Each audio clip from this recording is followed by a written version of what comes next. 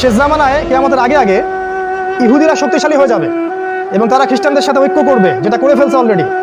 তারা মুসলিমদের সাথে চুক্তিবদ্ধ থাকবে, এক পর্যায়ে তারা চুক্তি ভঙ্গ করবে এবং 80টা পতাকা একত্রিত করে 12,000 করে সৈন্য নিয়ে তারা মুসলিমদের বিরুদ্ধে আক্রমণ করবে। এটা হাদিস আসে, এটা সামনে হতে যাচ্ছে।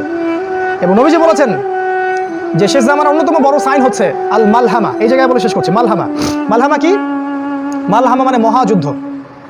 নবীজি বলেছেন এমন যুদ্ধ হবে কিয়ামতের আগে আগে যে যুদ্ধে 100 জনের মধ্যে 99টা মানুষ মারা যাবে। 99টা মানুষ যারা এই যুদ্ধে অংশ নেবে তাদের মধ্যে 99% মানুষ মারা যাবে এবং এই যুদ্ধে মুসলিমদের ব্যাপক রক্তপাত ঘটবে, মুসলিমরা অনেক প্রচুর সংখ্যায় মারা যাবে।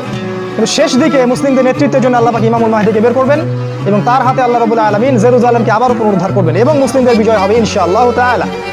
এরপর বের হবে দাজ্জাল এবং দাজ্জালকে তিনি মারতে পারবেন না। ঈসা আলাইহিস সালাম আকাশ থেকে নামবেন এবং তার হাতেই দাজ্জাল নিহত হবে এবং ইসলামী খেলাফা আবারও জেরুজালেম থেকে বাস্তবায়িত হবে ইনশাআল্লাহ। এটা সামনে হতে যাচ্ছে।